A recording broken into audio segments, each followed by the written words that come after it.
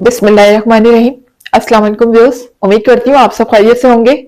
आपको अपने channel miss Hina में वेलकम करती हूँ। तो क्लास हम लोगों का क्लास 10 मैथ्स इन text book board chapter number 22 basic statistics continue है, जिसकी आज हम एक्सरसाइज 22.1 का क्वेश्चन नंबर 6 स्टार्ट करने जा रहे हैं। इससे पहले क्वेश्चन नंबर 5 तक कंप्लीट करवा चुकी हूँ। जिन लोगों ने अभी तक कंप्लीट नहीं किए हैं वो मेरे चैनल के प्लेलिस्ट से कंप्लीट कर सकते हैं। इसके अलावा उस प्लेलिस्ट का लिंक आपकी वीडियो के डिस्क्रिप्शन में भी मौजूद है, वहां से क्लिक करके भी आप कंप्लीट कर सकते हैं। तो क्लास शुरू करते हैं आज फिर एक्सरसाइज 22.1 क्वेश्चन नंबर 6। जी, तो क्वेश्चन नंबर 6 में हमसे कहा जा रहा है the marks secured by 25 students is a class test out of 5 पर। जी, एक क्लास टेस्ट हुआ है, ठीक है। उसमें टोटल हमारे कितने स्टूडेंट्स पार्टिसिपेट कर रहे हैं? 25 स्टूडेंट्स हैं और वो मार्क्स जो सिक्योर कर रहे हैं वो आउट ऑफ 5 में से हैं, यानी टोटल 5 नंबर में से उनको मार्क्स दिए जा रहे हैं। अब प्लस यहाँ पर अगर आप डेटा पे गौर करें तो हर जो मार्क्स है वो पॉइंट में आपको नजर आ रहे हैं, डेसिमल पॉइंट में। तो आप कहेंगे कि मिस ये तो डेसिमल पॉइंट में, तो ये डिस्क्रीट डाटा कैसे हुआ? जी बिल्कुल, ये डिस्क्रीट डाटा नहीं होगा, ये डेसिमल पॉइंट है, तो ये कंटिन्यूस डाटा जो है वो होगा, क्योंकि मैंने आपसे शुरू में बताया था कि कंटिन्यूस डाटा को हम पॉइंट्स डेसिमल पॉइंट में लेते हैं, जबकि डिस्क्रीट डाटा जो है वो होल नंबर में काउंट होता है। ठीक है, हाँ बिल्कुल, हमारे लिहाज से ये कंटिन्यूस डाटा ही है, लेकिन फिर भी आपके बुक में इसे फ्रीक्वेंसी टेबल जो बनाने के लिए कहा गया है वो किस मेथड से कहा गया है? डिस्क्रीट क्लासेस के लिहाज से। ठीक है, उन्होंने नहीं कहा कि इसे आप कंटिन्यूस के मेथड से करें, क्योंकि कंटिन्यूस डाटा के लिए फिर अलग मेथड होता है। ठीक है ना, ये जो हम मेथड फॉलो कर रहे हैं basically this is the method of discrete data. तो यहाँ पर बेशक ही डेसिमल पॉइंट में जरूर है, लेकिन क्योंकि हमसे क्वेश्चन में स्पेशली कहा गया है कि इसको डिस्क्रीट क्लासेस के लिहाज से ही हमें फ्रीक्वेंसी डिस्ट्रीब्यूशन बनाना है, फ्रीक्वेंसी डिस्ट्रीब्यूशन टेबल बनाना है, तो हम इसको डिस्क्रीट के लिहाज से ही करेंगे। ठीक है ना, तो वैसे तो ये मेरे लिहाज से कंटिन्यूस है, इसको सॉल्व कंटिन्यूस तरीके से होना चाहिए था, लेकिन चूंकि आपकी बुक में कहा ही नहीं गया कंटिन्यूस से, उसे कहा गया कि डिस्क्रीट तरीके से सॉल्व करें, तो फिर हम उसी मेथड को फॉलो करेंगे जिससे कि क्वेश्चन में कहा गया। तो क्लास अगर हम इसको डिस्क्रीट मेथड से बनाते हैं तो देख लें, सबसे पहले आपको यहाँ पर बेसिकली 4 कॉलम बनाने होंगे, क्योंकि यहाँ पर फ्रीक्वेंसी टेबल के साथ साथ आपको रिलेटिव फ्रीक्वेंसी भी बनानी है। ठीक है ना, फ्रीक्वेंसी डिस्ट्रीब्यूशन टेबल तो बनाना है, वो तो यहां तक बन जाएगा, लेकिन आगे उन्होंने कहा है कि इतना नहीं बल्कि आगे रिलेटिव फ्रीक्वेंसी टेबल भी और कॉलम भी हम बनाएंगे। तो अब यहां पर हम करेंगे क्या? देखिए, पहला जो मैंने लिया है, चूंकि ये मार्क्स की बात हो रही है डाटा में, तो मैंने फर्स्ट कॉलम को कह दिया है कि मार्क्स, सेकेंड हमारा वही होगा टैली मार्क्स, फिर फ्रीक्वेंसी और फिर रिलेटिव फ्रीक्वेंसी। आगे रिलेटिव फ्रीक्वेंसी का फॉर्मूला भी मैंने मेंशन कर दिया है F/N। ठीक है, यानी फ्रीक्वेंसी को टोटल नंबर ऑफ फ्रीक्वेंसी से हम डिवाइड करते जाएंगे। अच्छा क्लास, अब यहां पर आप देख सकते हैं डाटा जो है मैंने ऑलरेडी क्या किया हुआ है?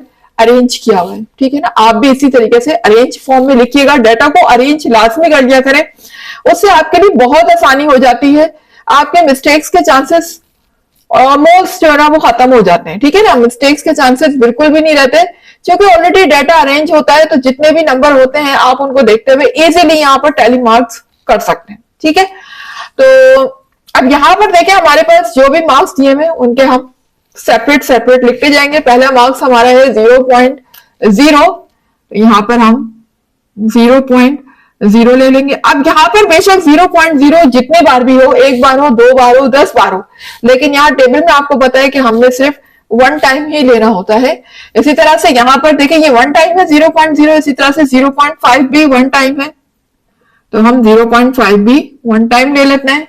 फिर यहाँ देखिएगा 1.0 कितने टाइम लिखा हुआ है? 1 2 3 टाइम से, लेकिन हम यहाँ पर 1 टाइम ही लिखेंगे। यहाँ पर लिखेंगे 1.0 और फिर 1.0 के बाद है 1.5, ठीक है, और फिर 2.0 है, उसके बाद फिर 2.5 है, 2.5 के बाद फिर हमारे मार्क्स हैं 3.0 और उसके बाद है 3.5,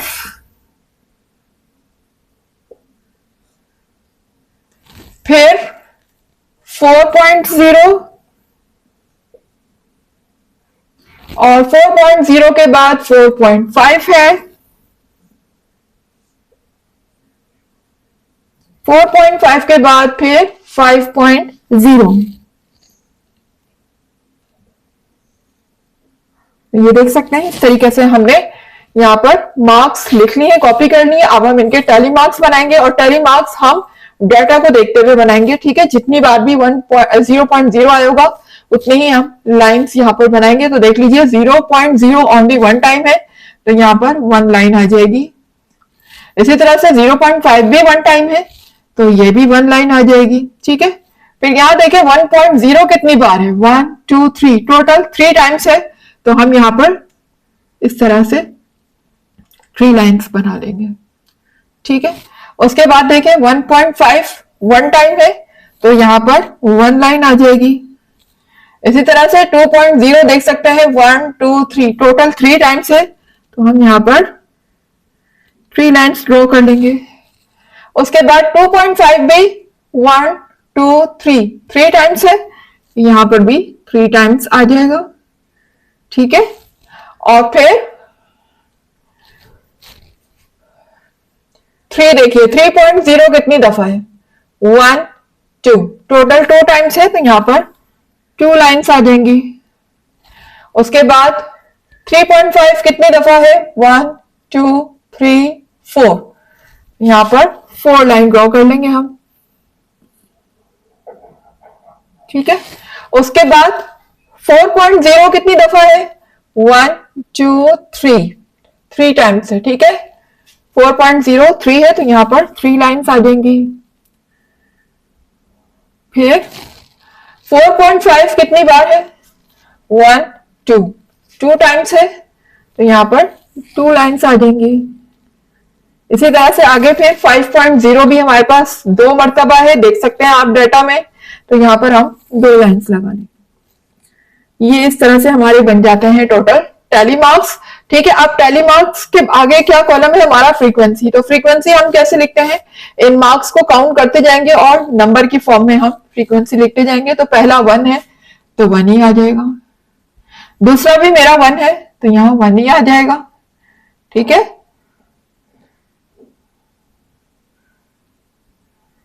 अच्छा, फिर 3 है, तो हम इसके नीचे 3 लिख देंगे, ठीक है। फिर 1 है, तो 1 आ जाएगा। उसके बाद फिर 3 है, अगेन 3, फिर 2 है, और फिर 4 है। इनको लाइन को काउंट करते जाएंगे हम और आगे नंबर की फॉर्म में फ्रीक्वेंसी लिखते जाएंगे। फिर 3 है, फिर 2 है, अगेन 2 जी।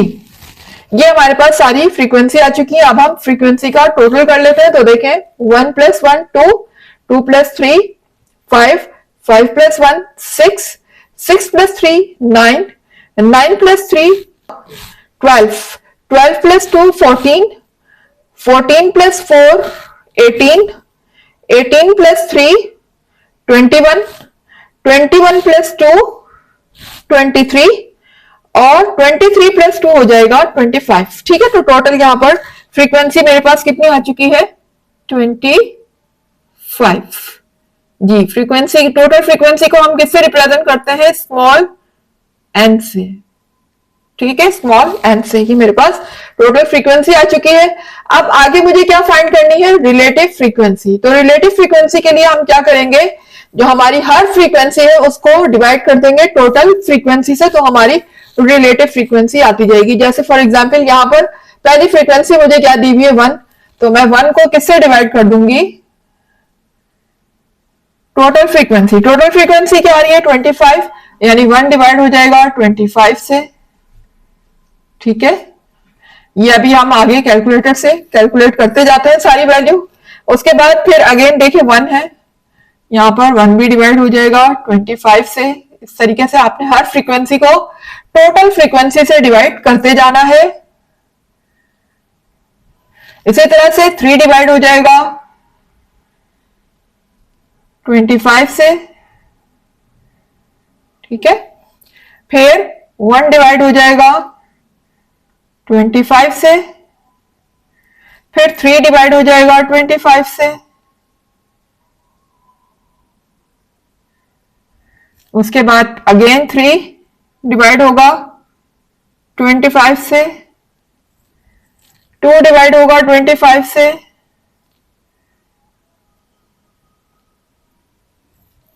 फिर 4 को डिवाइड करेंगे हम 25 से,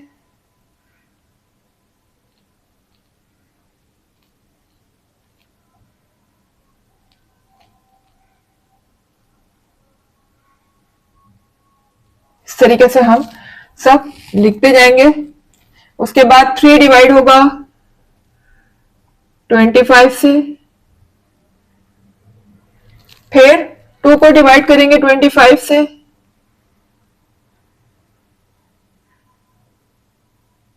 फिर अगेन 2 डिवाइड होगा 25 से,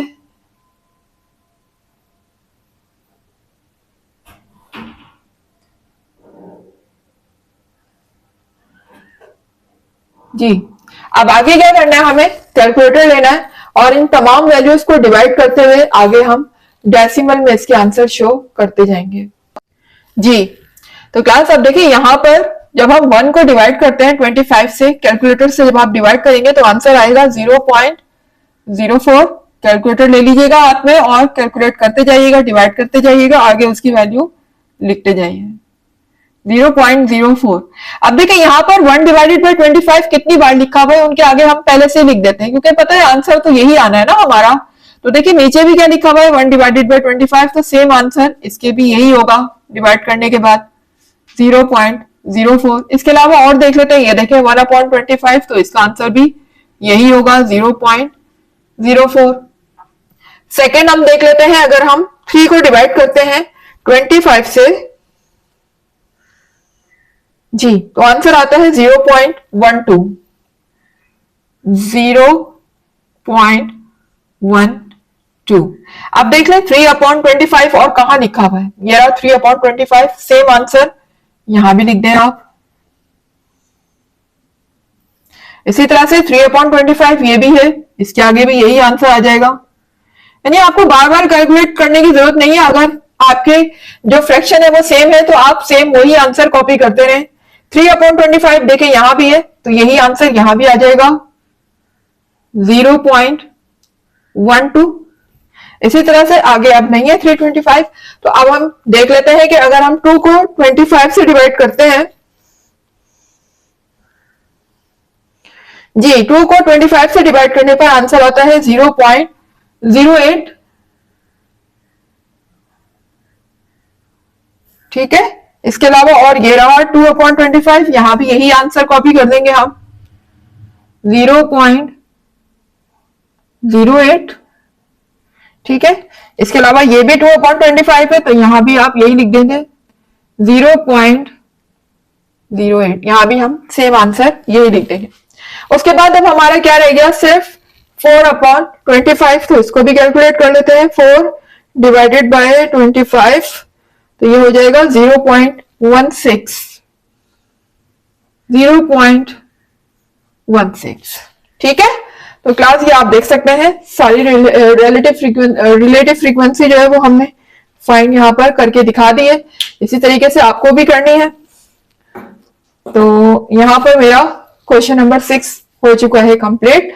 तो उम्मीद है कि आपको समझ आया होगा। क्वेश्चन थोड़ा सा लेंदी था, कॉलम थोड़े से ज्यादा थे। अच्छा क्लास, यहाँ पर एक बात आपको बता दूं कि फ्रीक्वेंसी जब आप टोटल क्या करें 25 जो भी आ रही है तो वो डाटा को भी काउंट कर लिया करें। यहाँ पर देखिए 25 स्टूडेंट्स की बात हो रही है, तो जितने स्टूडेंट्स की बात हो रही है फ्रीक्वेंसी का टोटल भी आपका उतना ही आना चाहिए। इसका मतलब ये है कि आपने डाटा में मौजूद तमाम वैल्यूज को इधर मेंशन किया है। अगर ये वैल्यू 25 से आगे पीछे आती है 24 या, इसका मतलब है कोई ना कोई वैल्यू आपने मिस कर दी। और वो गलती कब होती है, जब आप डेटा को अरेंज नहीं करते। तो लिहाजा डेटा को अरेंज लाजमी कीजिएगा, उससे आपकी कोई भी वैल्यू यहाँ पर मिस नहीं होगी और बिल्कुल परफेक्टली पूरा क्वेश्चन इजीली सॉल्व हो जाएगा। तो क्लास यहाँ पर क्वेश्चन नंबर 6 हो चुका है मेरा कंप्लीट। अब आ जाते हैं अपने नेक्स्ट क्वेश्चन की तरफ, क्वेश्चन नंबर 7। तो क्लास आ गए क्वेश्चन नंबर 7 की तरफ। देखिएगा, the number of times the lecture of a teacher were downloaded per hour from a website was noted for a day before test and result were। तो class ये कोई data दिया हुआ है, ठीक है, आगे बताती हूँ आपको। लिखा हुआ है कि classify data into a discrete frequency table, ठीक है। यहां पर उन्होंने पहले ही बता दिया कि डाटा को जो हमें क्लासिफाई करना है ना, वो डिस्क्रीट फ्रीक्वेंसी टेबल के लिहाज से करना है, ठीक है। यहाँ पर कंटिन्यूस के लिहाज से देखिए, अभी तक कंटिन्यूस डाटा आया नहीं है। जब कंटिन्यूस डाटा आएगा तो उसको फिर कैलकुलेशन करने का तरीका डिफरेंट होगा। वो हम इंशाल्लाह जब हम अपने 8 क्वेश्चन पे पहुंचेंगे तो फिर वहां से जो है वो थोड़ा सा तरीके कार जो है वो हमारा डिफरेंट शुरू होगा, ठीक है। अभी तक तो हम जितने भी हमने सॉल्व किए क्वेश्चन वो सब के सब कौन से थे, डिस्क्रीट डाटा के हवाले से थे, ठीक है, जहां पर हम फ्रीक्वेंसी को as a whole number count कर रहे हैं जो कि काउंटेबल है, ठीक है। अच्छा क्लास, अब देखिए यहाँ पर हमें जो है कहा गया है क्वेश्चन में कि जो है वो लेक्चर्स जो है वो डाउनलोड करने की कोशिश की गई है पर आवर, हर घंटे में, और कितने टाइम्स लेक्चर जो है वो डाउनलोड किए गए उनका डाटा हमें यहाँ पर दिया गया है। जैसे फॉर एग्जांपल जिसमें 2 स्टूडेंट ऐसे हैं जिन्होंने 0 टाइम्स डाटा डाउनलोड किया, यानी उनको डाउनलोड की कोई जरूरत नहीं थी उस लेक्चर की, ठीक है, तो उन्होंने डाउनलोड नहीं किया। इसी तरह से 1 2 3 4 5 6 7 8 स्टूडेंट्स ऐसे हैं जिन्होंने 1 टाइम डाटा डाउनलोड किया, ठीक है। ये यहाँ पर डाटा की टाइमिंग लिखी हुई है कि कितने टाइम्स डाटा डाउनलोड किया गया, ठीक है, और ये स्टूडेंट्स की तादाद है। अब यहाँ पर ये देखें कि 2 कितने टाइम्स है, 1 2 3 4 5 6 टाइम्स है, यानी 6 स्टूडेंट ऐसे हैं जिन्होंने 2 दफा लेक्चर को डाउनलोड किया। इसी तरह से ये आगे फिर आप देख सकते हैं कि यहाँ पर 1 2 3 4 5 6 स्टूडेंट ऐसे हैं जिन्होंने 3 टाइम्स डाटा डाउनलोड किया। इसी तरह से 3 स्टूडेंट्स ऐसे हैं जिन्होंने 4 टाइम्स डाटा को डाउनलोड किया, ठीक है, क्योंकि वो एग्जाम्स की तैयारी करना चाहते थे तो इसलिए मुख्तलिफ स्टूडेंट जो है वो टाइमिंग के हिसाब से डाटा डाउनलोड कर रहे हैं। कि कौन कितने टाइम्स डाटा डाउनलोड कर रहे हैं वो हमें यहाँ पर डाटा गिवन है। तो क्लास अब इसमें इसका फ्रीक्वेंसी डिस्ट्रीब्यूशन टेबल बनाना है। तो क्लास यहाँ पर हमसे नहीं कहा गया कि हम परसेंटेज फ्रीक्वेंसी फाइंड करें या रिलेटिव फ्रीक्वेंसी की बात यहाँ नहीं हो रही है। तो जब ऐसी कोई बात ना हो तो हम अपने सिर्फ 3 कॉलम बनाते हैं। First column is class interval, second is tally marks and the third one is frequency, ठीक है। जब हमसे सिर्फ सिंपल फ्रीक्वेंसी टेबल की बात की जाए तो बस ये 3 ही टेबल आपने बनाने हैं, 3 ही कॉलम आपने बनाने हैं, इससे ज्यादा कॉलम नहीं बनेंगे। अच्छा, अब यहाँ पर फर्स्ट कॉलम में मैंने दी है डाउनलोडिंग एंट्री। आप कुछ भी दे सकते हैं, डाउनलोड रिकॉर्ड भी कर सकते हैं, ठीक है, जो आपका दिल चाहे आप दे सकते हैं। सिचुएशन को देखते हुए, क्वेश्चन को देखते हुए, डाटा को देखते हुए आपने यहाँ पर हेडिंग दे देनी है। सेकेंड हमारा वही टेली मार्क का कॉलम होगा, थर्ड वन हमारा फ्रीक्वेंसी का होगा। तो आप यहाँ पर देख लेते हैं, ये डाटा को मैंने ऑलरेडी अरेंज करके लिखा हुआ है। आपसे पहले ही कह चुकी हूँ कि डाटा को हमेशा अरेंज करके लिखा करें, उससे 100% आपके चांस होते हैं कि क्वेश्चन आपका राइट ही होगा, ठीक है। अब देखिए यहाँ पर कितने कितने नंबर्स यहाँ पर दिए हुए हैं। 0 जो है वो 2 टाइम्स है, लेकिन हम यहाँ पर 1 टाइम ही लिखेंगे। फर्स्ट 0 से स्टार्ट करेंगे, फिर सेकेंड हमारा 1 है, उसके बाद 2 है, फिर 3 है, एंड लास्ट में हमारा दिया हुआ है 4, ठीक है। अब यहां पर टेली मार्क्स आपको पता है कि क्या करते हैं हम लोग जो है वो लाइन्स ड्रॉ करते हैं इनको देखते हुए। तो यहां पर जो है 0 कितनी दफा आया है, डाटा में गिन लेते हैं। 1 2 टाइम्स आया है 0, तो यहां पर हम 2 लाइन्स बना लेंगे। इसी तरह से 1 देखें कितनी दफा है, 1 2 3 4 5 6 7 टाइम्स है। यहाँ पर 7 लाइन बनेंगी। पहले तो 5 का बंडल बनाएंगे हम, 1 2 3 4 इस तरह से, और फिर 2 लाइन अलग से लगा लेंगे, ठीक है। उसके बाद देखिएगा 2 को कितनी दफा यहाँ पर डाटा में मेंशन किया गया है, तो 1 2 3 4 5 6 टाइम। तो यहाँ पर हम 6 लाइन्स ड्रॉ कर लेंगे टेली मार्क में, 1 2 3 4, और 5 लाइन हम इस तरह से बनाएंगे और 6 अलग से, ठीक है। उसके बाद 3 देखिएगा कितनी दफा है, 1 2 3 4 5 6, दिस इज ऑल्सो 6 टाइम। तो यहां पर 6 लिख दीजिएगा, 1 2 3 4, और 5th लाइन ऐसे और 6 अलग से, ठीक है। उसके बाद 4 देखिएगा यहाँ पर 3 टाइम्स है, तो यहाँ पर हम 3 लाइन्स बना लेंगे, 1 2 3, ठीक है। उसके बाद अब हमें फ्रीक्वेंसी में क्या करना होता है, हमें इन लाइन्स को काउंट करना होता है और यहाँ पर नंबर की शक्ल में न्यूमेरिक फॉर्म में यहाँ पर लिखना होता है। जैसे यहाँ पर 2 लाइन्स है तो फ्रीक्वेंसी यहाँ पर हो जाएगी 2। इसी तरह से यहाँ देखिएगा 5 6 7, टोटल 7 लाइन्स है तो फ्रीक्वेंसी 7 हो जाएगी। यहाँ 6 है तो ये 6 हो गई, इसी तरह से ये 6 हो जाएगी और यहाँ पर 3 हो जाएगा, ठीक है। अब देखें यहाँ पर हम फ्रीक्वेंसी को काउंट कर लेते हैं, तो ये हो जाएगा 7 + 2 9, 9 + 6 15, 15 + 6 21 एंड 21 + 3 मेरा हो जाएगा 24। तो मेरे पास टोटल फ्रीक्वेंसी यहां पर क्या आ गई है 24, ठीक है, जिसको हम किससे रिप्रेजेंट करेंगे, स्मॉल एन से, ठीक है। टोटल फ्रीक्वेंसी को हम किससे रिप्रेजेंट करते हैं, स्मॉल एन से। तो क्लास यहां पर मेरा क्वेश्चन नंबर 7 हो चुका है कंप्लीट। उम्मीद है कि आपको समझ आया होगा, ठीक है ना। यहाँ पर बस इतने ही कॉलम इसके बनाने थे, इतना ही वर्क था इसमें, तो बहुत इजी सा क्वेश्चन था। उम्मीद करती हूँ कि सबको समझ आ गया होगा, कॉन्सेप्ट भी क्लियर होंगे। वीडियो पसंद आ रही है तो वीडियो को लाइक जरूर कर दीजिए, चैनल को भी सब्सक्राइब कर दें ताकि हर नई आने वाली वीडियो का नोटिफिकेशन आपको टाइम पर मिलता रहे। इसके अलावा जितना ज्यादा हो सके वीडियोस को शेयर भी किया करें। मुझे दीजिएगा इजाजत, इंशाल्लाह मिलते हैं इसके नेक्स्ट क्वेश्चन के साथ। जब तक के लिए अल्लाह हाफिज।